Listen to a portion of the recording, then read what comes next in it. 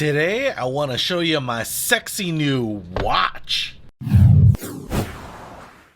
What's happening, Panda Nation? Peter Von Panda here. I just picked up this Egard watch right here, and I want to show it to you because I'm very excited about it. I haven't even taken a look at myself yet because I want to share the moment with you. So this one is by Egard. You know, it is one of my favorite watch brands, and that is because I have gotten to know the owner, Alon, over the last few years here. You know, a little bit. Never met him in person, but have talked to him now, and you can actually watch that episode on my podcast. So he has actually started a watch brand here, and I have shown you some of the past Egards on my channel here because he's just kind of innovative, doing stuff that doesn't look like other people. Now, this watch actually I think does look like some other watches I have seen from some other brands, and I was mesmerized by it, and I thought, man, I gotta check it out. So we get the watch right here. This is actually called the Patriot, and it is available in a variety of different colors, and this one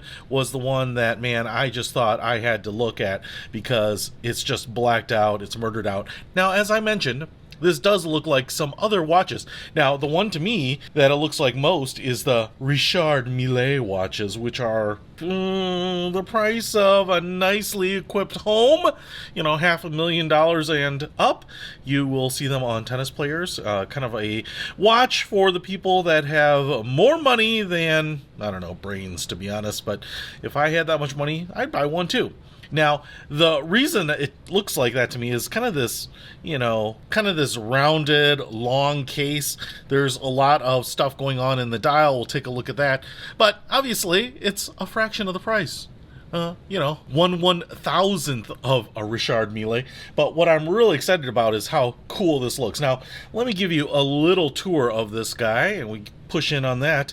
You can see we have this curved crystal, right? It curves this way. It looks like it's flat this way. This is their K1 crystal. It's like a hardened mineral crystal. It has basically kind of the best of both worlds. You know, the mineral crystal, it's kind of got the hardness of sapphire, I believe, and the shatterproofness of a mineral crystal, if that's a word. If it's not, I just made it up, and now I own that word. Just like That's What She Said by Steve Carell. He owns it. He owns it. So I really like that because you can see here, we actually, if I kind of shift the watch there, looks like we have a little anti-reflective coating. Get a little of that blue iridescence there under my very bright white studio light. So you might be saying, well, I can see the reflecting. Well, if I were to show you the bright white light that is shining down on this watch, it would probably shock you and blind you, probably.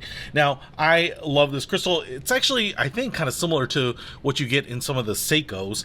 And the movement here is actually a JP25 Miyota movement, I believe. You can see that we can't see it. It's got a stainless steel back here with screws that hold it in, so nice and flat. You can see the Egard on the side there. Some watch companies do that, kind of Louis Moinet or Ulysse Nardin. I really like that. It kind of takes this side, which usually doesn't have much, and does something interesting, visually interesting with it. So it says Egard right on the side there, which I really, really like. On this side, you can see we have the crown with the little crossed swords there, and then we have some pushers here for the complications, and that Miyota complication is nice, as you can see here.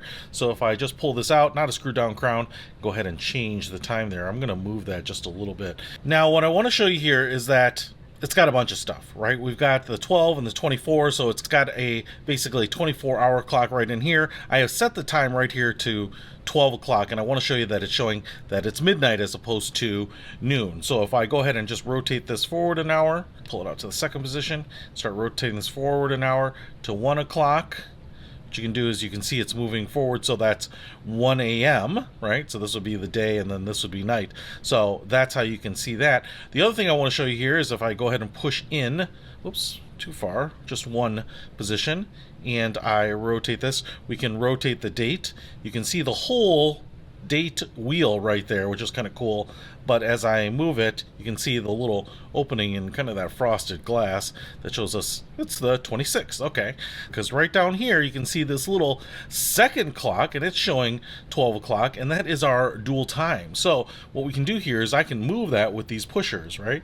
So I can advance it 12, 1, 2, 3, 4, so 16, so that's basically 4 o'clock right there. I can move it back with this bottom one, so I can advance or retard on it, so you don't have any issues there. Just a beautiful, intricate dial, so much going on there, and if you do need that dual time zone, you can certainly put that in there. But I will also say here that the case size is actually, I think, pretty wearable. 43 millimeter case. I think it's 50 millimeters top to bottom, so 43 is a really nice size. 316L stainless steel, so obviously, you know, high quality materials, and we have like this black coating on there. We also have super lume on the face there, which I'll roll in a little B-roll for you to show you what that looks like in the dark.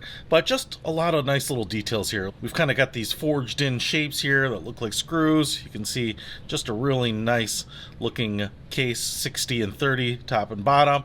And then what you can see here is we have the perforated leather strap, side stitching on it, and black Egard buckle right there as well. So you're probably saying, what does that look like on the wrist? Pow! That's what it looks like on the wrist. Fits a 8¼ inch wrist. I think I'm about 7½ inches here, and just looks like a nice sporty watch. And that's a great shape, you know, because the width isn't bad. It's a very wearable size. 43, 44 millimeters I think is perfect for me. But then because you get a little longer here, it still gives it some meat without kind of encroaching on your hand there. So man, feels good. Man, look at that, huh? That is a nice looking watch. That's a really good looking watch. And the best part about this, like all the Egards, well, you get great design, great construction, a great movement, but man, it all comes at a great price. So the Patriot here, and it comes in some other colors, you can check them out, like the gold and silver, you know, if you want a little bit more contrast. But if you want this murdered out one, $275. $275!